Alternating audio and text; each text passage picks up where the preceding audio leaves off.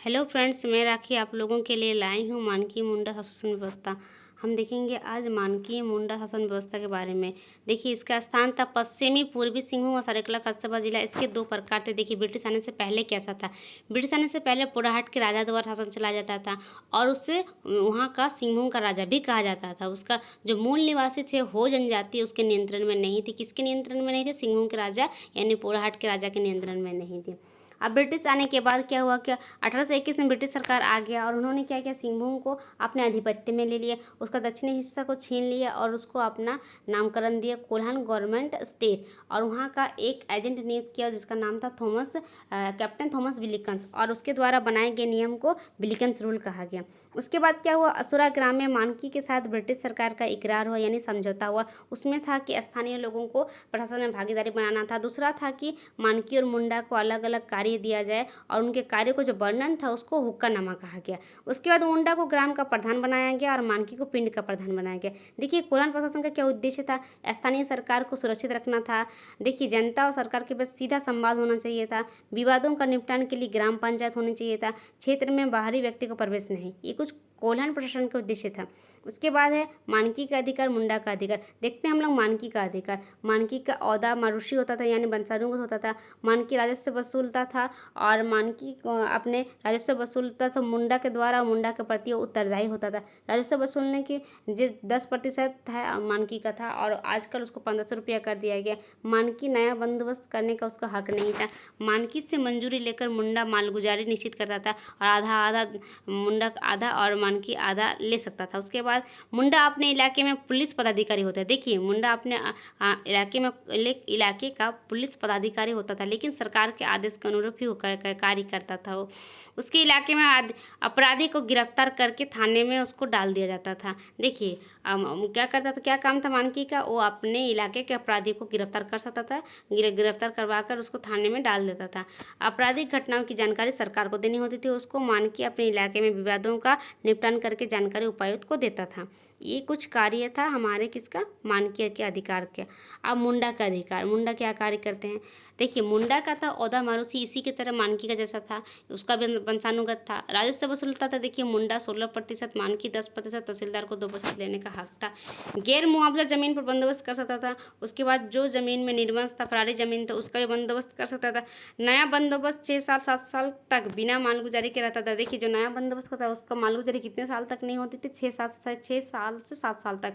उसके बाद गोड़ा जमीन तो होता, उसका मालगुजारी नहीं लेता था।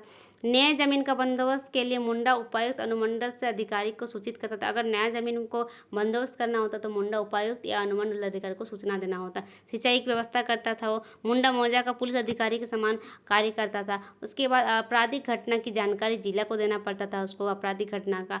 उसके बाद वन की सुरक्षा करता था। रैयत में कोई अनुचित कार्य ना हो, इसकी जिम्मेवारी भी उसकी होती थी। उसके बाद हम देखेंगे विभिन्न अधिकारियों का जो कर्तव्य होता था। तो मानकी का क्या होता कि 15 से 20 गाँव के ऊपर एक मानकी होता था। वह पिंड का प्रमुख होता था। तहसीलदार के माध्यम से मुंडा द्वारा वो क्या करता था, कर वसूलता था। मुंडा द्वारा विवाद का निपटान नहीं होने पर मानकी उसका निपटान करता था। देखिए, मुंडा मुंडा क्या होता था, गाँव का प्रधान होता था। प्रशासनिक न्यायिक और लगान लेने का कार्य करता था। प्रति जमीन पर कर लेता था। उसके बाद 3 मानकी, जब कोई निपटान मानकी के द्वारा नहीं होता था, कोई समस्या का समाधान, तो उसको 3 मानकी द्वारा किया जाता था। डकुआ मुंडा का सहायक होता था। तहसीलदार मानकी का सहायक होता था। डौरी दे होता था, गांव में सामाजिक और धार्मिक पूजा पाठ का कार्य करता था। यात्रा देवरी भी गांव में देवी देवताओं को पूजा पाठ करता था। उसके बाद कुछ एमसीक्यू देखते हैं। मानकी मुंडा शासन कहाँ प्रचलित था। Option A Simdega, option B था पश्चिम पूर्वी सिंह, ऑप्शन बी था गुमला, ऑप्शन सी पलामू। तो पहला हमारा सही आंसर है जो ऑप्शन बी, पूर्वी पश्चिम सिंहभूम। उसके बाद है कि सन 1821 में ब्रिटिश सरकार ने किससे अपने अधीन कर लिया। Option A Singhbhum, option B Rajmahal, option C Simdega, option D Palamu. तो हमारा सही आंसर हो जाएगा option A Singhbhum.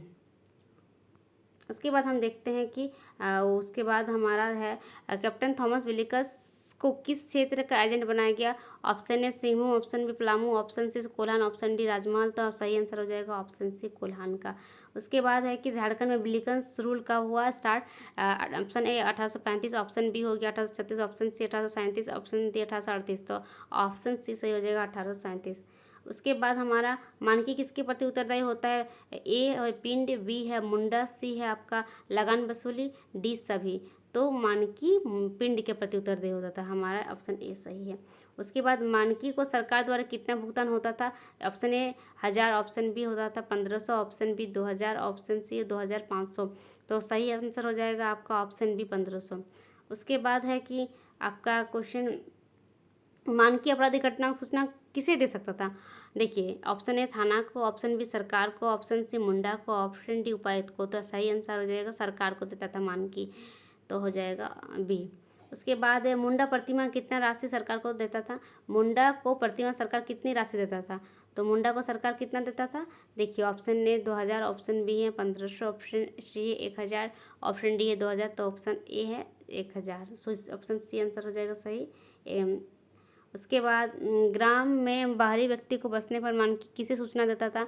Option A Munda, option B थाना को, ऑप्शन सी अनुमंडल अधिकारी को, ऑप्शन डी उपायुक्त। तो सही आंसर हो जाएगा आपका ऑप्शन डी उपायुक्त को सूचना देता था। उसके बाद अपराधी पकड़कर मानकी किसे सुपुर्द करा था? Option A Munda, option B थाना, ऑप्शन डी अनुमंडल पदाधिकारी, ऑप्शन डी दरोगा। तो हमारा सही आंसर हो जाएगा ऑप्शन बी थाना। आज का हमारा मानकी मुंडा शासन व्यवस्था यहीं पे कंप्लीट होता है। आगे हम लोग नेक्स्ट दिन नेक्स्ट टॉपिक स्टार्ट करेंगे।